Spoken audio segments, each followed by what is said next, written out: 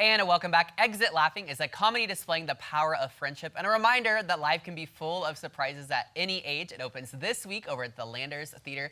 And joining us now is director of the show, Mr. Mark Gideon. Good morning. How are you? I'm doing great. Okay, so we are so excited for the show, but give people kind of an idea. I know it's returning back to Springfield Little Theatre in some ways, but what is Exit Laughing? What's kind of the premise of the show? Well, Exit Laughing is a comedy, and it focuses on three women, Millie, Leona, and Connie.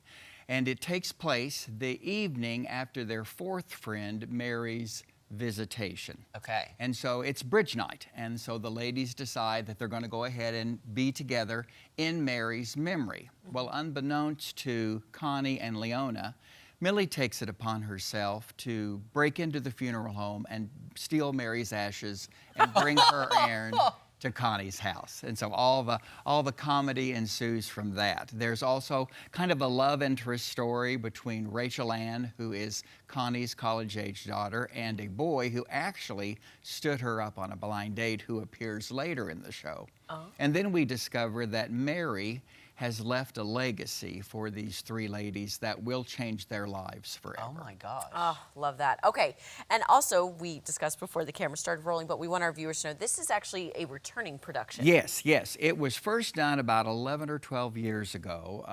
Paul Elliott, who is the playwright, won a playwriting festival that Little Theater hosted at that time, and so part of his winnings were his production was mounted at Little Theater. And it received rave reviews and sold out houses, and so they wanted to bring it back, and we've done so with a fresh look, a new cast. It's not a recreation of the original production, but it's our own interpretation of this wonderful script. Yeah. What's fascinating to me is that this is returning, and also that if I know anything about you, Mark, it's that you are kind of like the king of comedy, in my opinion. So what's it like for you getting to direct this show? Because I have to imagine it's a treat for you. It is. It is. I haven't directed anything at Little Theater for several years, and since I retired from teaching, I really hadn't directed anything for even more years. And so when they first asked me to direct this show, I said I needed to read the script first because I wasn't familiar with the story at all. I hadn't seen the original production. But after I read the script, I thought, yes, this is a show that I need to direct. It is about friendship. It is about acceptance. It is about surprises at any age. That's a great way to describe it because these ladies are all in their mid-50s. They've been friends for 30 years. Mary was always kind of the instigator of things, playing pranks and telling jokes and being just the comedy for the group. But then after her passing, you know, they're dealing with their grief, but Mary has the last laugh in this show.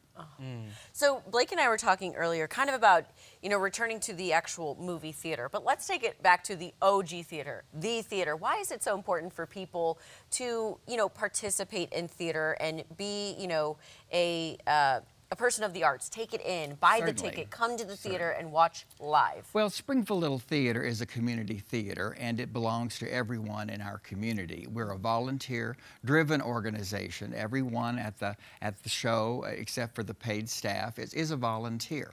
And it is devised so that the people can come and see live theater. Sometimes when they come to see a production like this one, they'll see people that they know from another walk of life, or they will see someone on stage that they've seen playing in another role. I mean, just this year, I was the Wizard in Wizard of Oz and got to play Scrooge in A Christmas Carol, and now I'm behind the scenes directing a show. So it's all combined of people who are your neighbors, your friends, people in business, and it's a wonderful organization that when you come, they can use you however you want to be used, whether you're an audience member, an usher, on stage or backstage.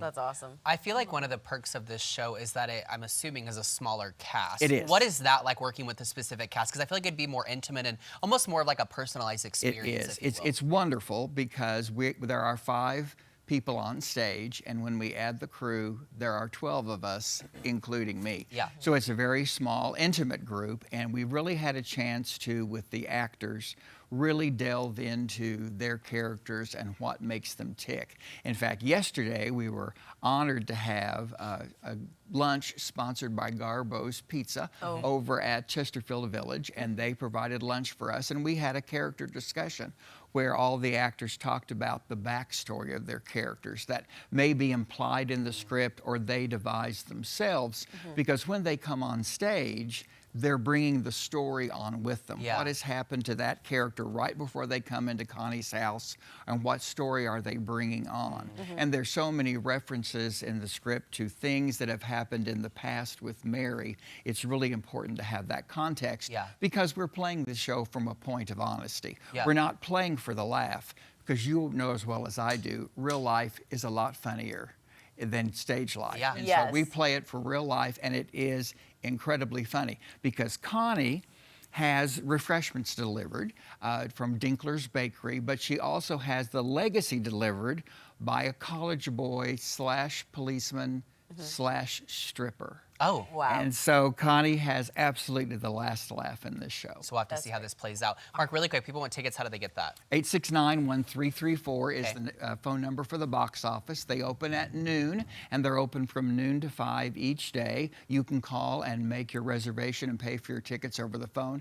And I will stress to folks, the tickets are already selling very well. We only give 9 performances, 2 weeks. Perfect. And we want people to come and see the show. All right. Thank you, Mark. Thank Get your you for being tickets here. now, all right?